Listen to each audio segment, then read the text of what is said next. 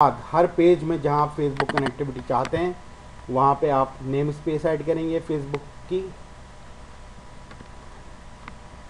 फिर बॉडी के बाद ये वाली स्क्रिप्ट ऐड करें और बॉडी से बंद होने से पहले आप एक और स्क्रिप्ट ऐड करें। ये सारा कोड आपको मिलेगा इस पेज पे। आप देखिए आपके ब्राउज़र में आ रहा है। थोड़ी देर के लिए मैं रहने देता हूँ यहाँ पे ताकि आप नोट कर लें। अच्छा, अब जब ये ख़त्म हो गया तो अब हमें क्या करना है, अब हम अपने एप्लीकेशन में काम शुरू कर सकते हैं। तो पहला स्टेप ऑब्वियसली क्या होता है, हर एप्लीकेशन में जब भी आप एपीआई से इंटीग्रेट करना चाहेंगे तो अब आप चाहेंगे कि यूज़र पहले लॉगिन करे एप्लीकेशन में।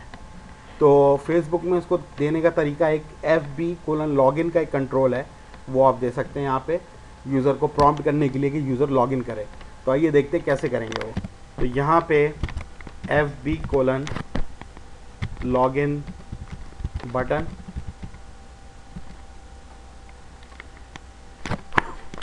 लॉगिन बटन की एक प्रॉपर्टी है जिसको हम कहते हैं लेंथ। यहाँ पे कितना बड़ा आप बटन शो करना चाहते हैं वो यहाँ पे लिखना है। तो उसकी प्रोबेबल वैल्यूज़ मेरा ख्याल या तो शॉर्ट है या लॉन्ग है, तो हम यहाँ पे शॉर्ट रखते हैं ताकि छोटा बटन शो हो। अब लॉगिन करने के बाद हम एक हमारा इवेंट है ऑन लॉगिन, और लॉगिन करने के बाद हम क्या करना चाहते हैं, इसी विंडो को हम दोबारा रीलोड करना चाहते हैं। तो window.location.reload सही है। एक और प्रॉपर्टी है ऑटो लॉग आउट लिंक की। ये प्रॉपर्टी क्या करती है कि जब आप लॉगिन हो जाएंगे तो लॉगिन बटन ऑटोमेटिकली चेंज हो जाएगा लॉग आउट बटन में। तो इसको हम करते हैं ट्रू और साइज़ हम कर देते हैं इसका लार्ज।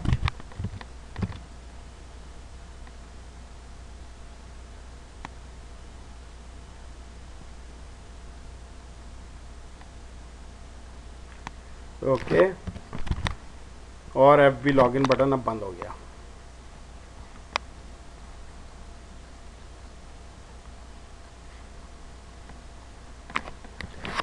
अब आइए, अब मैं अपने FTP में चलता हूँ और ये सारी फाइलें जो हैं ये मैं रिमोट होस्ट पे अपलोड करता हूँ। तो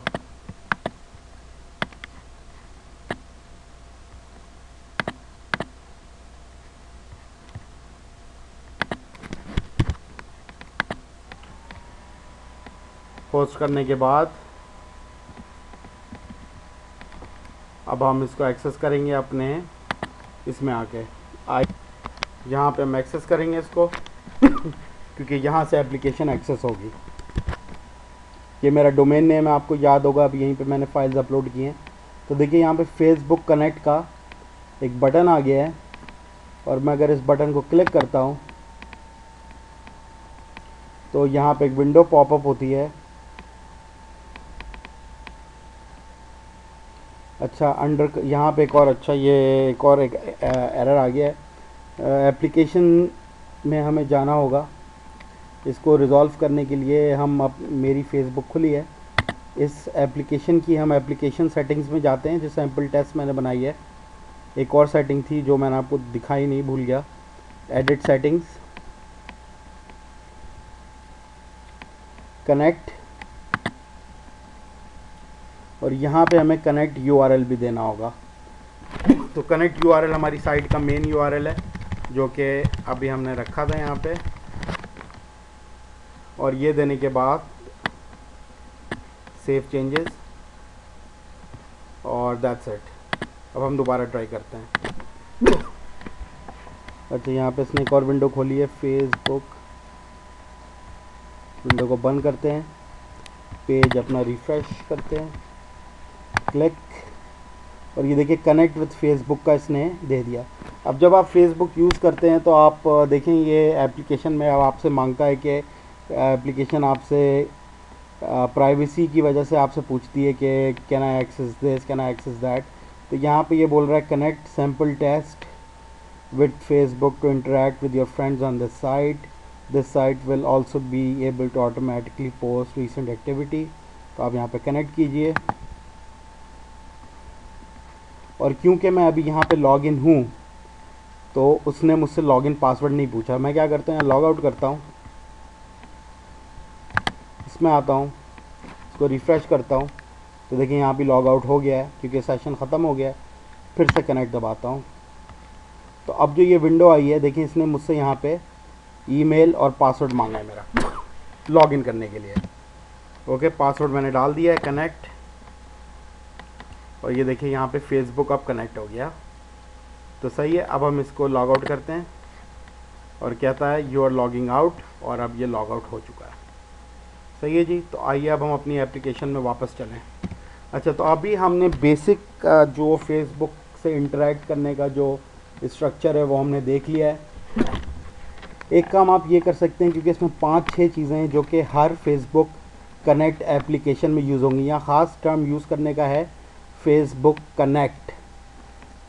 फेसबुक कनेक्ट एक ख़ास टर्म है जो कि उस टेक्नोलॉजी का नाम है जो कि आप अपनी वेबसाइट में यूज़ कर सकते हैं फेसबुक की APIs। तो इसके लिए आप ये कर सकते हैं कि अगर मैं यहाँ से FB लॉगिन बटन हटा दूँ तो मेरे पास इस वक्त फेसबुक एक्सेस करने का जो बेयर टेम्पलेट है वो पूरा मौजूद है, कोई एडिशनल कोड नहीं है। यहाँ पे मेरे पास फेसबुक की नेम स्पेस है, यहाँ पे मेरे पास स्क्रिप्ट टैग है, यहाँ पे मेरे पास एक और स्क्रिप्ट टैग है, यहाँ पे एक्स रिसीवर की फ़ाइल है।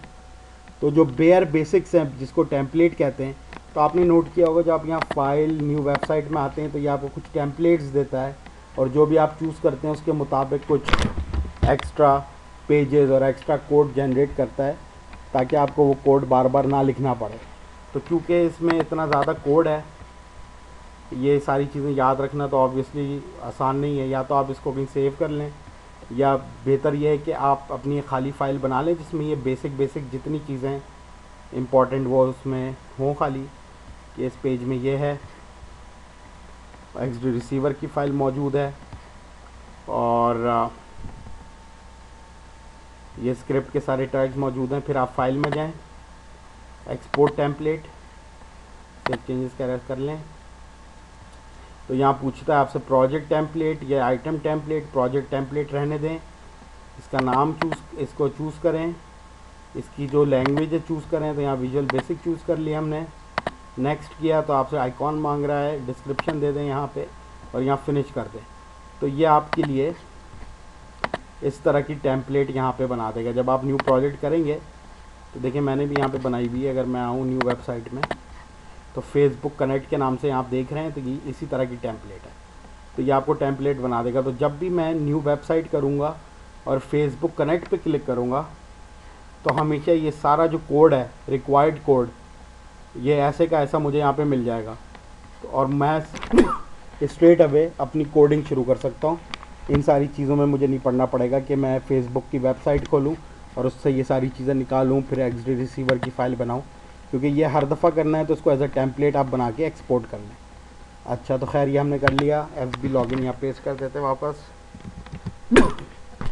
अच्छा, अब लॉगिन करने के बाद हम ये चाह रहे हैं कि आपकी जितने भी फ्रेंड लिस्ट में लोग हैं, जितने फ्रेंड्स हैं, आप एक